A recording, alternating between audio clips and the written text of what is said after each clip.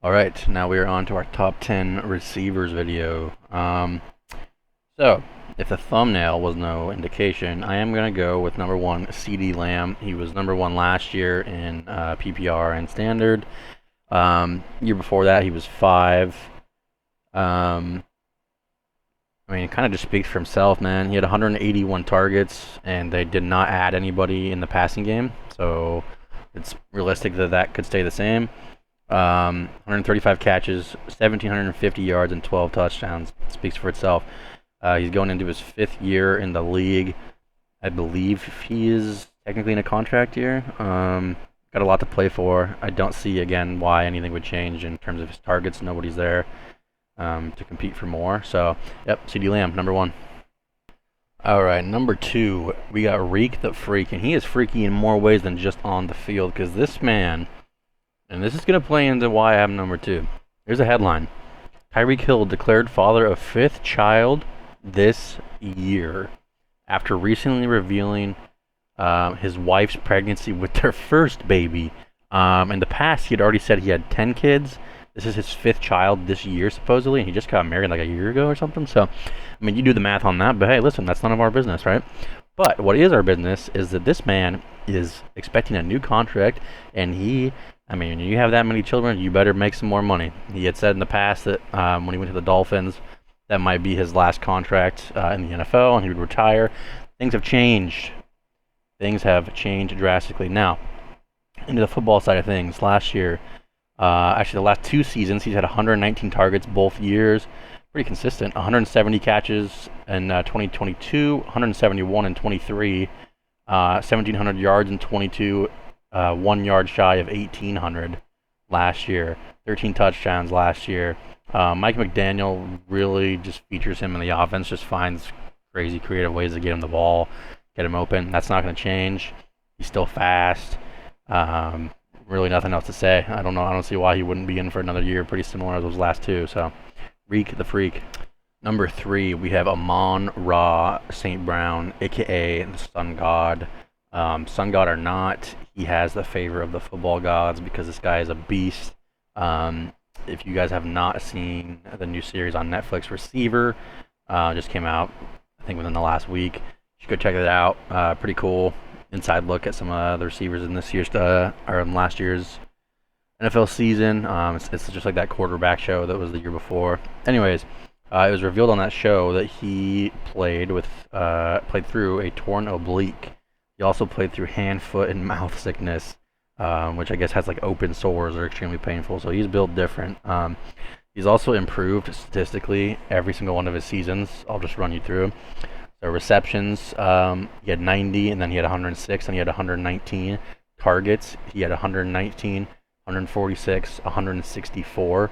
Yards, 912, 1160, 1515. Touchdowns, 5. Next year it was 6, and then last year it was 10. He's literally improved every single year. He missed 1 game last year. I mean, I expect his targets to probably go up if he were to play. I mean, kind of silly, but he played 17 games. But also they lost Josh Reynolds, and there's no really clear-cut number 2 receiving option there, not counting Laporta, that is. Also, if you're in a PPR league, this guy's a reception machine, so maybe bump him in your rankings a little bit, although he is number 3 in mine, so can't really go too much higher than that. Number 4, we got Ja'Marr Chase. Now, I know there's a lot of fantasy experts, some of the podcasts that I've listened to and stuff. Some of them have him as their number 1 receiver this year, and I can't argue with that, with his touchdown upside that he has. My thing is just he hasn't even, I don't think, come close to that, and it's not entirely his fault. I mean, Burrow has been injured 2 of his 3 seasons, for a good chunk of the year.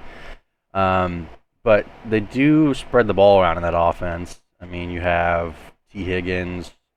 They drafted Jermaine Burton, who I think is going to have a role. Joe Burrow, he's back.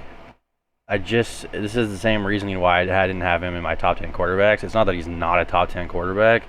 He just seems to continuously get injured. It's not the dude's fault. It's just been happening. So, but even if he does, I mean, I think Jake Browning is still there, and Chase was still showing that he could produce a little bit with Browning. So I don't know. I don't like him as much as some of these other guys. That's really the only reason I can give. And also, there's just more options in that receiving core than a lot of other situations. So still a great player, though.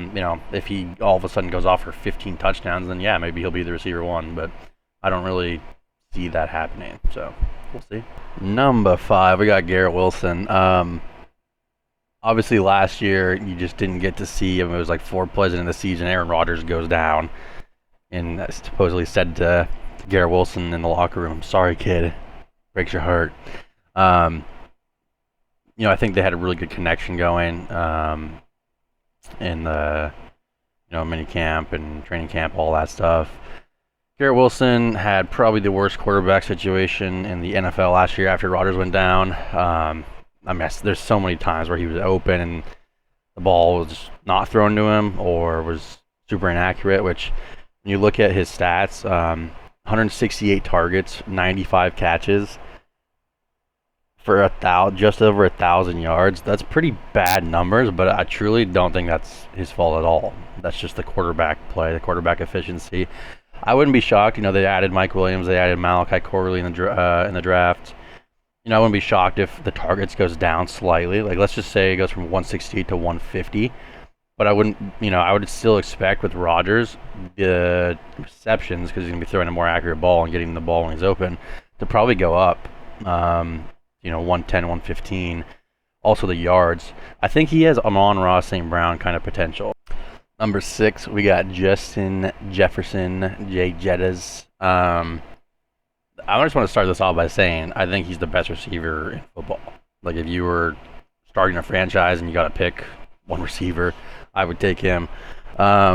His quarterback situation is not exciting for me. Now, last year he missed 7 games, but when he was in there even when Kirk Cousins had gone down, Josh Dobbs, Nick Mullins, he was still able to get the ball. And honestly, you could throw me back there, and I'm going to get the dude the ball. And I can't throw for crap. So he's going to still get catches. He's still going to put up a ton of yards. I'm more so concerned about his touchdowns. I think that's what's going to separate him from not being, in the top 3 receiver finishers. I just don't see a path. I mean, he's only gotten double digits once in his career. I just don't see that happening with either Darnold or McCarthy. And yes, it is important to note, obviously, like I mentioned, he missed 7 games last year, so don't take those stats too seriously. And Kirk Cousins left in free agency, which I do think is a big loss. It seemed like they were intent on getting a new quarterback, and they thought that they were going to be able to trade up and get their guy. Don't think they got their guy. Don't think they got even their second, third, or maybe even 4th guy. So Minnesota is playing with fire by letting him go, and we'll see if they got burned. Number 7, we got A.J. Brown. Last year, 158 targets, 106 catches, 1,450 yards, 7 touchdowns. He's been a pretty good touchdown scorer in his career. His rookie year, he had 8, then he had 11, then he had 5, but he missed several games that year. Then he had 11, and then he had 7 last year. After kind of having some injury concerns early in his career, he's played every game the last 2 seasons. In the regular season, that is. I believe he missed their playoff game last year. The Eagles did not bring in any, serious target competition, unless you want to throw Saquon in there, which I'm not going to. Bring in Kellen Moore, who's been kind of known to throw the ball more, which, to be honest, I don't know if, in the scheme of things for that team, if that's going to be good. But for A.J. Brown, that's going to be good. He had a stretch last year. This is insane. He had a 6-game stretch from weeks 3 to week 8. Where he had over 125 receiving yards in every single one of those games. I don't know if I've ever seen that. I'm sure it's happened, but I mean, that is just unreal. So he's shown he can do it. Him and Jalen have good chemistry. Don't know what went disastrously wrong with that offense in the second half of the season, but you just gotta, I guess, hope on the bounce back for that. And if he can do anything close to what he did during that 6-game stretch, I mean, he's in for a monster year. Number 8, we got the man with possibly the best name in football, some of the best hair in football. Hair game is immaculate. And definitely some of the best hands in football. Puka Nacua. Dude, as a rookie, put up absurd numbers. 160 targets, 105 catches, just shy of 1,500 yards, 6 touchdowns. Even in his playoff game, the one playoff game they had, 10 targets, 9 catches, 181 yards, and a touchdown. He started off the year with some just ungodly numbers. Week 1 against my Seahawks, 15 targets, 10 catches, 120 yards. Week 2, I thought week 1 was probably just a fluke, and because the Seahawks defense was trash. It was not. Against the 49ers, 20 targets, 15 catches for 147 yards. And then week 3 was kind of mediocre stats. Week 4, he had 163 yards. There was a stretch in the middle of the season where things were not great. He had 3 catches, 5, 4, 4, 5, 5. But he showed enough last year that, like, even if he regresses a little bit in the yardage, like, let's say he gets 1,200 yards and he gets maybe 6, 7, 8 touchdowns this year instead. I mean, that's still going to be a great finish for him. Like, well, he had 6 touchdowns this year, sorry. It's still going to be a great finish for him. I don't expect him to be a top 5 guy this year. He was 4th last year. I just think it's natural that, you know, I just think it's hard to repeat those first few games like targets. I don't see that happening. But the Rams do throw the ball a lot, and he clearly has good chemistry with Stafford. So he's in for another good year. Dude's a beast. Number 9, Marvin Harrison Jr., the rookie from Ohio State. I didn't post his college stats, but I will mention just a couple. I mean, 1,263 yards in 2022 when he had C.J. Stroud, and he had 14 touchdowns. Last year, he had 1,200 yards and 15. Ohio State's quarterback last year was not good. He was just not good. And I don't even believe he's on that team anymore, so that should tell you kind of the situation. But he still produced with that. Going over to Arizona, you know, they're going to sling the ball. He doesn't have too much competition for targets there. He's the clear number 1 receiver. Their defense probably still not going to be very good this year. They're going to get in a lot of shootouts. I think this guy is one of the best college prospects I've ever watched. And I can't claim that I've watched like an abundance of college football in my life. But the year, 2 years ago when they were in the playoffs, I believe they were playing Georgia. He did have C.J. Stroud. I mean, he looked unstoppable. Like, back then, in one of my dynasty leagues, I was thinking about, God, I got to get this guy. Because I was in full rebuild, and I was stoked that I was going to probably have a chance to, and I did. This guy's a freak. And people, I think, have slept. He didn't run at the combines. People have slept on his speed. They think he runs, like, maybe like a late 4.4, 4.5s. I think he's plenty fast. Like, when you watch the film of him, he doesn't look slow out there. So, big year for him. A lot of targets. Number 10. Maybe this is a homer pick, but I do feel that being a homer, I have a little bit more kind of insight into what the Seahawks plan is going to be. DK Metcalf. Now, stacked receiving core and the reports out of camp, which this will be a whole separate video on JSN, are very positive. He could become, you know, the highest target receiver in that offense possibly. He's certainly going to have a bigger role. But if you don't know about Ryan Grubb offense, he's a new offensive coordinator. He was at Washington. Penix, Odunze, McMillan, all those guys. Polk. Every single person on the Seahawks offense and even the defense has been talking about how explosive the offense has looked in camp. They like to push the ball down the field. Geno throws a pretty damn good deep ball. If they can just give him a little bit of time to throw it, you know, he might be playing that Rome Odunze kind of role in this offense. Last year, he had, I think, the second lowest target number in his career, 119, and also the second lowest receptions. That's going to go up. Still at 8 touchdowns, though.